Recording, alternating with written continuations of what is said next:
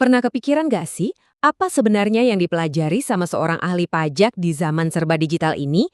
Nah, kali ini kita bakal coba mengintip ke dalam silabus universitas buat melihat cetak biru pembentukan profesional pajak modern langsung dari sumbernya. Di dunia yang semuanya serba online, gimana sih caranya seorang profesional pajak itu bertransformasi? Ini bukan lagi sekedar soal angka, tapi sebuah perjalanan buat menaklukkan landscape digital yang kompleks. Yuk kita telusuri perjalanannya. Oke, bagian pertama. Tantangan pajak modern. Jadi, sebelum kita ngomongin solusinya, kita harus paham dulu nih, seberapa rumit sih tantangan yang ada sekarang.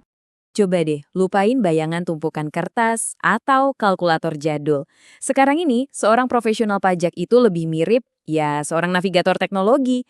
Mereka harus menguasai sebuah ekosistem digital yang rumit dan terus berubah.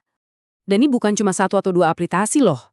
Ini benar-benar sebuah arena digital yang disiapin sama pemerintah. Setiap nama yang Anda lihat di sini, itu mewakili sebuah sistem yang wajib dikuasai.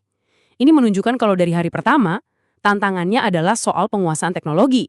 Terus, gimana caranya menaklukkan semua itu? Nah, yang menarik, mata kuliah ini nggak langsung loncat ke hal-hal teknis. Justru, mereka mulai membangun toolkit skill mahasiswa dari fondasi yang paling dasar. Dan coba tebak, fondasi pertamanya ternyata sama sekali bukan soal pajak. Ini soal etika, nasionalisme, kejujuran, dan integritas.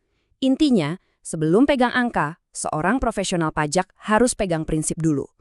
Wah, ini pesan yang kuat banget sih. Oke, setelah fondasi etika, barulah kita masuk ke teknis pertama. Ini dia, denyut nadi kepatuhan pajak, SPT masa. Gampangnya, ini tuh laporan bulanan rutin yang bikin sistem pajak terus berjalan. Ini skill fundamental pertama yang wajib dikuasai. Nah, dari denyut nadi bulanan, kita naik level ke pemeriksaan kesehatan tahunan, yaitu SPT tahunan. Kalau yang tadi itu rutin setiap bulan, yang ini adalah laporan super komprehensif yang ngerangkum semuanya dalam setahun. Ini gambaran besarnya. Oke, teori udah dapet nih. Tapi kan tahu apa itu SPT beda banget sama tahu gimana cara ngurusnya kan? Nah, disinilah kita lihat gimana teori diubah jadi praktek. Jadi, mahasiswa ini nggak cuma baca buku. Mereka langsung dilempar ke studi kasus dan simulasi proyek yang mirip banget sama dunia nyata. Mulai dari ngurusin pajak karyawan, ngelola PPN, semuanya memaksa mereka buat nerapin teori ke skenario yang real. Dan ini bukan main-main loh, prosesnya intens banget.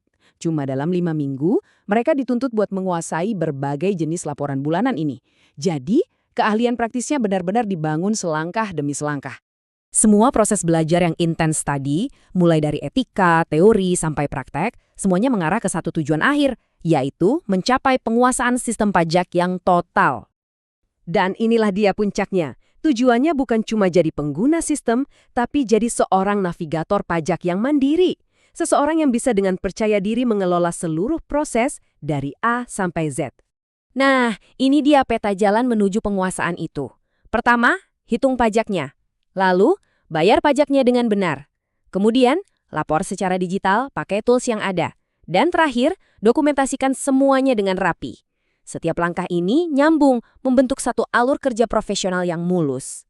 Jadi, kenapa sih semua ini penting banget? Karena tujuannya bukan sekedar mencetak tukang isi formulir pajak, bukan. Tujuannya adalah menempa seorang profesional digital yang bisa berpikir secara sistem. Lihat deh perbandingannya. Ini benar-benar transformasi sebuah profesi. Di satu sisi, cara lama, tumpukan kertas, resiko salah hitung. Di sisi lain, cara baru, sistem digital yang terintegrasi, efisien, dan akurat. Nah, skill yang diajarkan di kuliah ini adalah jembatan yang menghubungkan dua dunia itu. Jadi setelah lulus, apa sih bekal yang mereka bawa? Ternyata bukan cuma jago teknis loh, tapi juga integritas, tanggung jawab etis, dan kesadaran keamanan digital. Semua ini adalah bekal yang super penting buat sukses di ekonomi modern.